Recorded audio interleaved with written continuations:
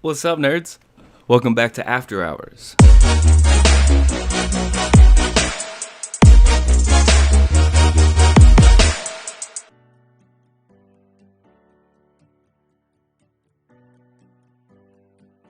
All right, let's dive right in. We're going to be talking a little bit about SNL, YouTube trending sensation Sydney Sweeney, as well as the week before Shane Gillis. I see what you're doing, SNL. It's actually kind of a brilliant marketing PR move. The Shane Gillis one, pulling him as host after they had let him go, was quite the situation to get some clicks, get some eyes on it. Who better to follow than Sydney Sweeney? It was a okay episode. So here's the thing, I didn't tune in live for this one.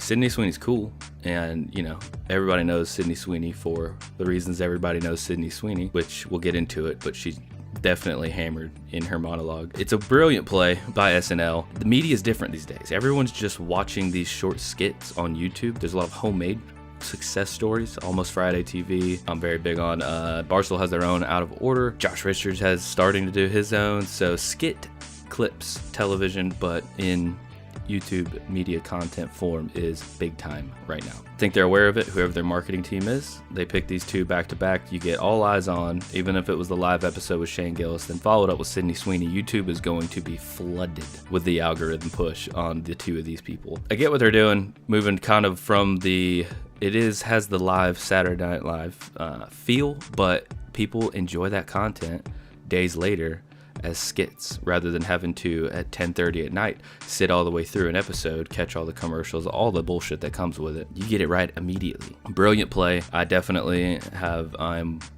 sucker to the algorithm, and the SNL crushed it with it. SNL absolutely crushed my YouTube algorithm with these clips. Props to them.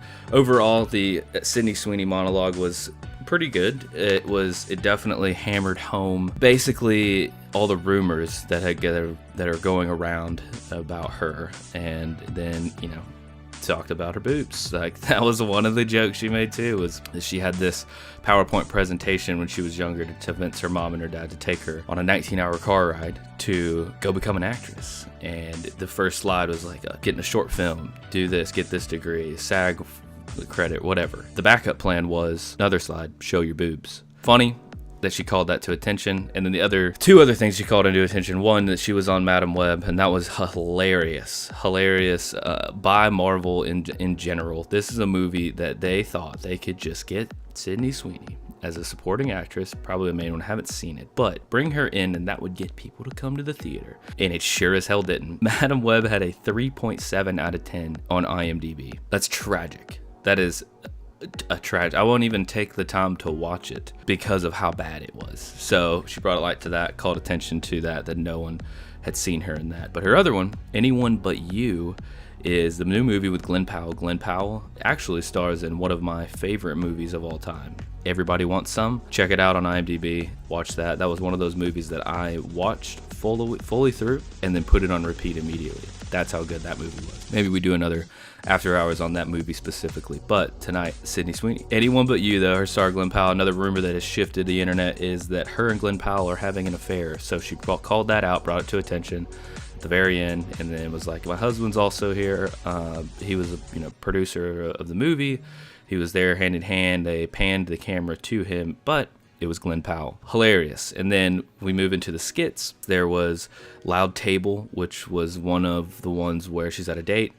These tables around her being super loud. So they kind of go back and forth on how to settle these tables down. Kind of funny, not great. But then at the very end of that skit, she says to her boyfriend, fiance, whoever she's at the table with, that it's not working out, that she has found someone else, and then in comes Glenn Powell. So I do love or appreciate the call to the bullshit of the media and cancel culture is trying to just like bash the hell out of her. A lot of people were saying that, yeah, this wasn't great because it's just a bad look. They're like, women power, all these things. But I mean, like, good for them. And yeah, if you've got a platform to push out bullshit media attention, then do it. So I thought it was cool they worked that into the skits. And then on the other one, there was a Hooters skit where she's getting all these tips. It's a nightmare for anyone else who works with her because nobody wants her to be their waitress. They want Sydney Sweeney to be their waitress. And she can do no wrong. Big take is like, yeah, she can do no wrong. So she goes up, spills the beer all over the table, pours the beer in the guy's mouth. The guy's like, recovering your 22-year alcoholic recovery, but thank you. Now I don't have that burden. And then another guy was like, can I buy you a car? So the skit, I thought, did a good job of calling that to attention of, hey, yeah, people who are good looking like that, they kind of get shit on sometimes by everyone else in their surroundings who are jealous and envious of what they have. I don't know, that's just definitely a trend in today's world that, you know, everyone, there's so many haters that are like, oh, I don't have that, I'm gonna lash out on comments on YouTube, whatever, which is hilariously tragic that is even a thing and someone would take the time to do that. But you know, she made fun of how, yeah, it's difficult sometimes to be this good looking. That's SNL. The rest of the skits, I watched them, but honestly, nothing that great. The only other one that I thought was even worth maybe a watch was Bowen's Straight, and he's basically the Asian guy on the show that's putting on a persona of being gay because that's his ticket into being able to do what he does. And then Sydney Sweeney's like super turned on by that, and she wants him, and he pulls all these women, and at the end flies out on a helicopter to Fiji or something. Kind of a good skit. Nothing to write home about. Next week's episode will be Josh Brolin.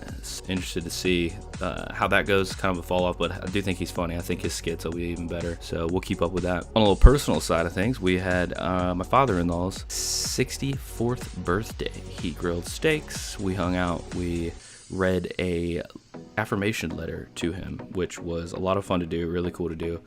It was had to lead that one off, and it just basically calling out one of the characteristics that I like the most about him, which was cool. And that's something that definitely should be done around birthday seasons, or, you know, when you're celebrating people. Just have everyone think and write and read, and it meant a lot to him, I know. And it was cool to kind of just take a step back and comment on something that I like about the dude, because he's dope. That was Saturday. Sunday, we actually went out on his boat, on the pontoon boat, which was sick. Brewer had a good time. He's walking around so much, but it was fun watching him kind of just be on the boat, trying to stand up with the waves or the wind blowing through his hair, and just, you know, enjoying life. And the funny thing is, we almost didn't go. We almost was like, well, it's kind of like pushing time. We got to drive an hour to get there. We got to do this. Like, should we just chill? Props to Emily for being like, nah, I think we're just going to hang out at home. And it was like, okay, yeah, what are we doing? We have this opportunity. Let's go hop on this adventure. Another one of those moments when life gives you something, even if you're resistant to it, just do it. It made my entire weekend. Posted a little short about it, or just, you know, brew on the boat. But jump after it. Anything that lands in your lap like that, go.